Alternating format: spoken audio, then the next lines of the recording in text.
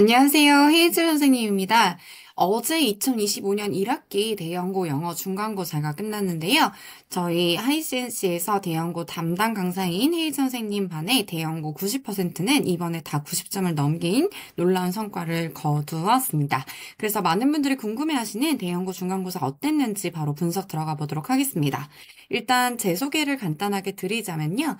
저는 잠시만요. 네, 나오네요. 저는 헤이즐 선생님이라고 하고요. 내신 커리큘럼은 다음과 같습니다. 학생 스스로 지문 분석과 어법 시험 포인트를 분석하는 셀프 분석부터 동영상 제공, 그리고 난이도별 문제 분석, 그리고 체계적이고 촘촘한 내신 테스트부터 관리까지 다 1부터 10까지 책임져 주는 시스템을 유지하고 있고요. 바로 중간고사 총평 한번 시작해 보도록 하겠습니다. 대형고 시험이 그렇게 어려운 편은 아니죠. 작년과 마찬가지로 평이한 난이도에서 조금 더 올랐다고 볼 수 있는 중정도 난이도로 출제가 됐다라고 생각하면 되는데 아무래도 학생들이 처음 고등학교 시험을 치르는 것이다만큼 조금은 체감 난이도는 좀 더 올랐을 수도 있었을 것 같습니다. 이번 시험 범위는요, 네 가지로 볼 수가 있었을 것 같아요. 첫 번째는 듣기 문항이고요. 이거 듣기는 다 모의고사에서 나온 듣기라고 생각하시면 되시고 2025년도 3월 모의고사 듣기가 들어갔고요. 그대로. 그래서 한 개이고요. 2024년도 18번부터 45번까지 중에 12지문이 출제가 되었습니다. 또한 2025년도 지문 두 가지도 들어갔고요. 그리고 YBM 박 교과서 2과도 시험 범위 중에 하나였습니다. 이렇게 네 가지 범위로 분류할 수가 있는데 이 개념 모의고사는 통합해서 모의고사 연계라고 제가 여기에 적어놨고요. 그리고 교과서, 듣기, 서술형 이렇게 조금 나누어 보았습니다. 듣기 비중은 32%로 꽤나 크게 차지를 했고요. 항상 그랬던 것처럼 8문항이 출제가 되었습니다. 그리고 교과서 지문 같은 경우에는 4지문이 출제가 됐는데요. 4문항이 출제가 됐는데요. 30문제가량 중에서 4지문가량이다 보니 범위가 이제 차지하는 비중이 그렇게 크지는 않았다라고 볼 수 있을 것 같네요. 가장 많은 부분을 차지했었던 건 모의고사 연계 문항인데요. 무려 84%가 모의고사에서 출제됐다고 봐도 괜찮으셨을 것 같습니다. 또한 이제 킬러 문항으로 계속 출제가 되고 있는 서술형 세 가지 문항은요, 교과서 한 문항, 그리고 모의고사 두 문항으로 출제가 되었습니다. 그래서 총합해서 보자면 모의고사 비중이 84%를 출제된 모의고사의 높은 가중치가 평가된 문항이었고요. 듣기 비중도 32%로 듣기를 출제하는 이유는 학생들이 영어에서 얼마나 기본기를 갖추고 있느냐를 평가하는 목적이 큽니다. 그렇기 때문에 기본기 확인을 우선시했다라고 볼 수 있고요. 또한 모의고사 연계 균형에서는 거의 다 독해로 출제됐을 만큼 독해의 심층적인 사고를 요구하였습니다. 그 다음 난이도 분석 한번 가보도록 하겠습니다. 네, 난이도 분석을 해봤을 때는요, 중에서 중상 난이도가 전체의 절반 이상을 차지했다라고 볼 수 있을 것 같습니다. 가장 쉬운 난이도부터 보면요, 중하에서 하 난이도를 차지했었던 게 전체의 한 4분의 1 정도, 이건 모든 학생들이 맞으라고 내는 문항으로 봐도 괜찮겠죠. 24%가 중학교 1, 2, 3학년 과정을 충실히 이행을 하고 고등학교 핵심어법을 1학년 1학기 과정 동안 이수를 잘했다면 다 맞출 수 있는 기본기 점검 문항으로 출제가 됐었습니다. 그리고 오른쪽에 보시면 중상 난이도와 중간 난이도 보이시죠? 이 부분들이 70 몇 퍼센트, 76%에서 8% 정도를 이제 요구를 하게 되었는데 당연히 중위권 학생들을 타겟으로 해서 출제가 된 것이라고 볼 수가 있겠죠. 다만 이제 이 대부분의 문항들이 독해에서 출제되다 보니까 학생들이 그냥 중학교 때 어법을 달달달달 외우는 거를 넘어서 얼마나 이 어려운 모의고사 지문들을 깊이 있게 이해하고 있느냐가 출제 포인트가 되었었던 것 같습니다. 마지막으로 전체 16% 정도는 상위 난이도로 상위권 학생들을 변별하는 문제들로 출제가 되었는데 전체의 16% 정도이기는 했지만 어법 요양문 빈칸으로 조금 다양하게 출제가 되었습니다.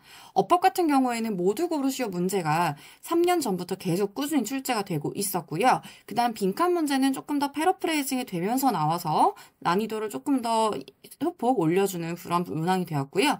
그 다음에 요양문 작성이랑과 그 다음에 주제문 작성 문항이 나와서 그리고 또한 이제 모의고사에서 영작을 그대로라는 문항이 나왔어요. 그러다 보니까 이 문항은 대형고에서 나왔던 적이 없었기 때문에 상위권 학생들도 이 문항이 출제가 됐네 나오네? 라고 싶었을 텐데, 이따 이제 전날 직보에서 다 짚어준 문항들이 나왔기 때문에, 저희 이제 학생들 중에서는 한 문제도 이제 그런 영작 부분에 대한 오답은 나오지 않았었습니다.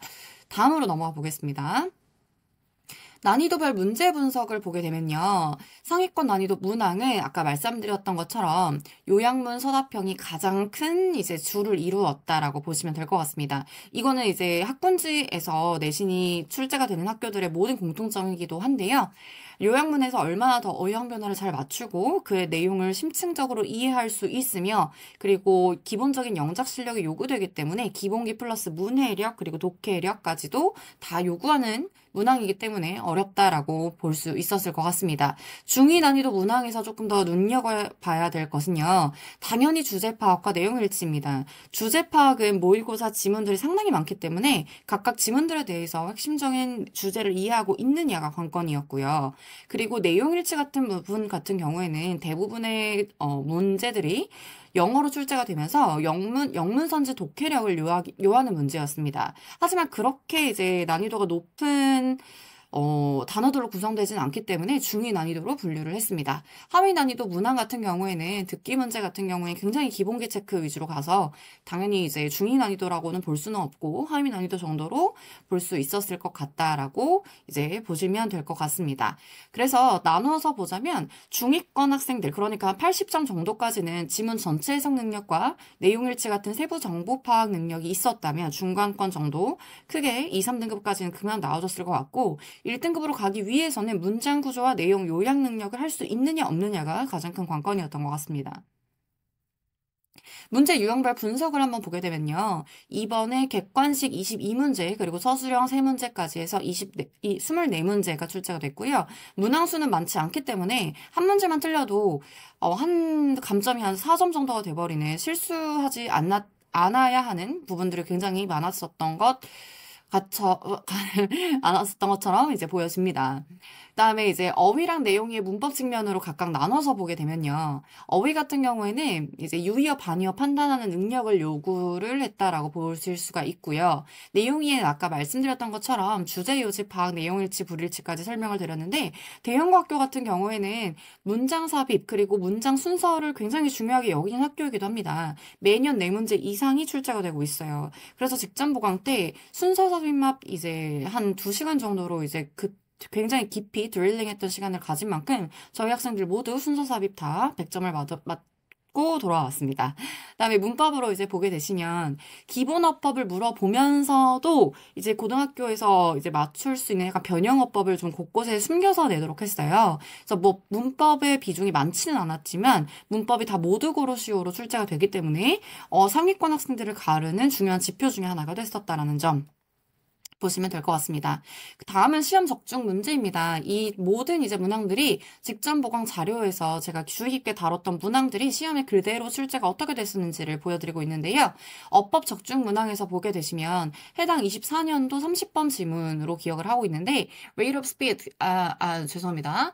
여기 왼쪽 지문부터 먼저 가보도록 할게요. 이번에 개정된 교과서 지문이었죠. 이쪽에서 보면 이제 another sign of intelligence 이제 이렇게 쭉 이어지면서 해당 부분에서 상당히 어색한 개수를 고르는 문제가 나올 것이다라고 예측을 많이 했기 때문에 5번 문항이나 6번 문항 모두 틀린 문제를 고르고 어색한 개수를 골라서 고치는 연습까지 아이들한테 모두 학습을 시켰는데 실제로 해당 지문 파트가 그대로 출제가 되면서 아이들 모두가 자신 있게 풀고 돌아왔었습니다.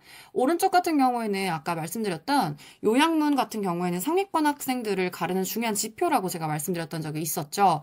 해당 지문에서 보면 일의 의미감이 얼마나 사람들한테 중요한 결과적인 지표로 돌아오는지에 대한 요약문이었는데 해당 요약문을 3번을 통해서 학습을 시키면서 학생들한테 이제 이 가로친 부분들, 빈칸으로 빨간색으로 표시된 부분들이 어떻게 패러프레이징이 될 수 있고 어떻게 어휘형 변화를 조심해야 되는지를 학습했었던데 이 지문 그대로 이제 요약문이 나왔기 때문에 아이들 모두 거의 다 정답을 맞추고 왔던 굉장히 뿌듯한 문항이었습니다. 또한 이제 어법 킬러 같은 경우에서도 모의고사 어법 킬러가 상당히 어려운 부분인데 이 부분도 이제 제가 이제 1번부터 5번까지 강조했던 부분들이 그대로 객관식 14번에서 그대로 출제가 됐었던 부분으로 볼 수 있었습니다. 또한 이제 직전 보강에서 아까 말씀드렸던 대형고가 순서 삽입이 많이 나오는 학교라고 말씀을 드렸었는데 이 부분도 마찬가지로 계속 같은 부분들을 훈련을 집중적으로 시켰기 때문에 자신 있게 맞추고 돌아왔었고요. 이번에 딱 하나 모의고사에서 영작이 하나 나왔습니다. 다만 이제 이 부분이 굉장히 중요한 부분이다라고 해서 이 부분을 모두 다 암기하고 돌아갔는데 운이 좋고 그다음에 딱 적정한 대로 딱 이렇게 이 부분이 그대로 시험에 나왔기 때문에 아이들이 또 굉장히 자신 있게 맞추고 돌아왔었던 그런 뿌듯한 시험이었습니다. 그래서 기말고사 대비 전략입니다. 중간고사 난이도가 중간 정도였기 때문에 기말고사 때는 소폭 이제 난이도가 상승할 것으로 예측이 됩니다. 하지만 출제되는 포인트라든지 출제 결은 비슷할 걸로 예상이 되는데요. 상위권 동약 전략으로는 당연히 요약문에 대한 대비가 가장 클 거고요. 어법에서 모두 고르시오는 라는 문제를 어떻게 맞출 수 있는지, 그리고 영작이 출제되기도 하고 주제문을 쓰라고 하는 문자기가 출제되기도 되는 그런 다양하게 이제 변형이 되는 신규 문항들을 본인들이 대비를 하고 있으려면 굉장히 총체적인 독해력을 필요로 합니다. 그런 부분들을 이제 계속해서 꾸준히 학습을 하셔야 할 거고요. 당연히 이제 그런 부분들의 기본기를 쌓아주는 게 어휘가 되겠죠. 그래서 어휘를 탄탄하게 다지는 거, 그리고 기본 어법들을 잘 쌓는 거, 또한 이제 듣기부터 다양한 서술형까지 출제되는 학교이니만큼 시간관리 훈련이나 서술형 중간중간 배치를 통해서 되게 굉장히 이제 실전에 대비할 수 있는 그런 실전의 감각을 이끌어내는 것이 굉장히 중요하겠습니다. 대형고 총평 마치겠습니다. 감사합니다.